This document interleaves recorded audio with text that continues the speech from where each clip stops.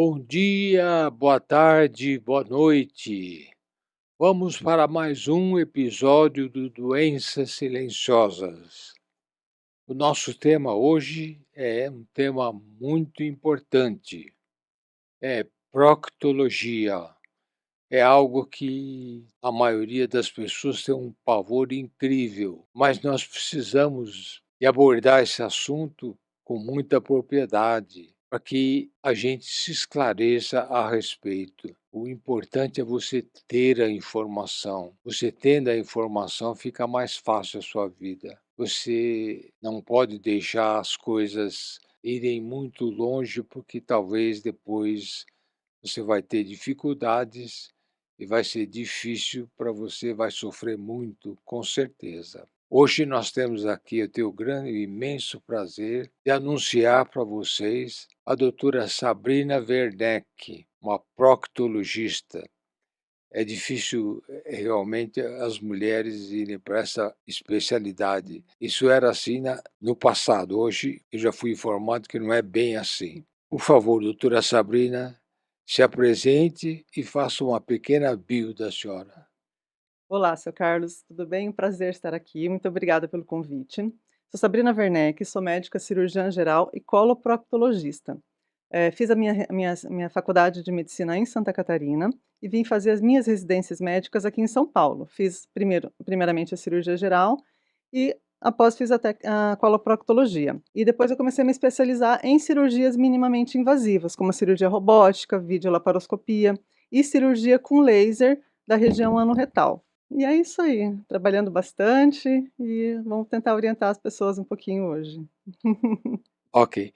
Por favor, doutora Sabrina, fale sobre as doenças inflamatórias intestinais, doença de Crohn, retocolite ulcerativa e como elas impactam a qualidade de vida desses pacientes. As doenças inflamatórias do intestino, elas causam danos à mucosa intestinal. Então, o que que acontece? O intestino fica muito, muito inflamado. A doença de Crohn, ela acomete da boca ao ânus. Então, pode dar afta na boca, doenças do intestino fino, como estenoses, estreitamentos, comunicação do intestino fino com outros órgãos, pode afetar a região ano-retal. A retocolite ulcerativa inflama do reto e o intestino grosso. Mas o problema dessas doenças é que elas causam muita diarreia. A pessoa tem 20 a 30 episódios de diarreia por dia, muito sangramento, perda de peso, um cansaço assim absurdo, uma fadiga que a pessoa não consegue levantar da cama, anemia. Então ela são doenças muito mórbidas, afetam muito a qualidade de vida. A pessoa não tem uma vida normal, não consegue trabalhar, não consegue fazer atividade física. E essas doenças, elas não têm cura, mas têm controle. Então, com medicações adequadas, normalmente a gente usa terapia biológica, que são medicações endovenosas, que conseguem controlar adequadamente a doença. Essas doenças, a doença inflamatória intestinal não tem causa definida, provavelmente muito relacionada com a imunidade, ou seja, tem os anticorpos das pessoas atacam o intestino, entendeu? É uma doença autoimune. E a gente controla baixando a imunidade da pessoa para melhorar a atividade de doença. Elas afetam bastante a qualidade de vida, a pessoa não consegue ter uma vida normal com doença ativa. E a alimentação nesse caso, qual é o papel dela? A alimentação é fundamental. Quando tem doença ativa, a gente orienta a evitar leite, derivados, excesso de ultraprocessados, porque tudo isso piora diarreia, piora a dor abdominal, piora a distensão, o estufamento abdominal. Sempre orienta uma dieta mais saudável. E depois que a doença está controlada, e o paciente medicado e doença controlada, a pessoa consegue ter uma alimentação bem variada, às vezes consegue até comer umas besteirinhas assim. Tá. E o glúten nesse caso aí, O glúten nesse caso não tem muita influência não. não? Não, acho que o leite piora mais a diarreia e o desconforto do que o glúten. Sangue nas fezes é sempre hemorroida ou pode ser algo mais sério, mais grave?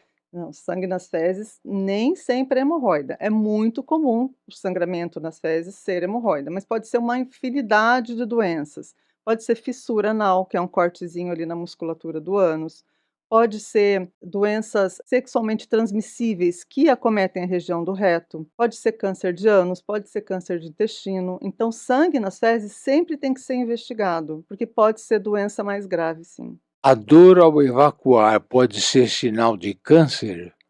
Pode também. Dor ao evacuar, a causa mais comum é a fissura anal, que é aquele cortezinho que eu falei na mucosa do ânus. Paciente com câncer de ânus, principalmente, ou câncer de reto mais próximo da borda do ânus, pode ter muita dor na hora de evacuar. Sangramento, dor ao evacuar, perda de peso, sempre tem que ser investigado, tem que passar com o proctologista, tem que ser examinado. O exame físico é sempre fundamental para definir a causa correta do que está acontecendo. E as pessoas têm tanto medo do proctologista, né? Morrem de medo, ali de vergonha.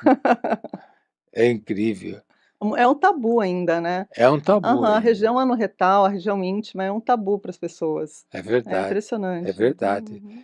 Eu conheço uma pessoa, ele dizia sempre para mim: "Eu jamais vou deixar um urologista fazer o exame de toque em mim". Sabe o que aconteceu? Ele teve um câncer de próstata, teve Uhum. que remover a próstata. Ele passou um ano um sofrimento usando fraldão, ele sofreu uma barbaridade por causa dessa vergonha, por causa desse medo, por causa desse machismo É, estúpido. estúpido, é É, ignorância. é Uhum. verdade. Quais são os sintomas mais comuns que as pessoas ignoram por vergonha? O sangramento é um deles, elas normalizam o sangramento nas fezes. "Ah, deve ser hemorroida, eu nem vou olhar". Dor para ir no banheiro, aparecimento de bolota no ânus, um carocinho aparece ali, eles ignoram, também acham que vai sumir. Eu acho que tudo relacionado ali com a região do ânus as pessoas, ignoram ou fingem, eu brinco, finge demência, né.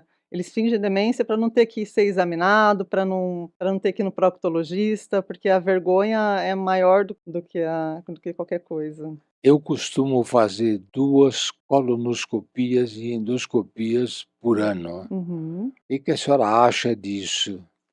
2 colonoscopias por ano, eu acho excesso. Nos últimos guidelines que saíram, tanto no guideline americano quanto aqui no Brasil, se a colonoscopia vier normal, sem pólipo, sem nada, a gente pode repetir entre 5 e 10 anos. Então, eu acho que, assim, 2 por ano, eu acho, se vindo o exame normal, não tem necessidade, porque é um exame invasivo, tem risco de perfuração de intestino, tem risco de complicação anestésica e da sedação.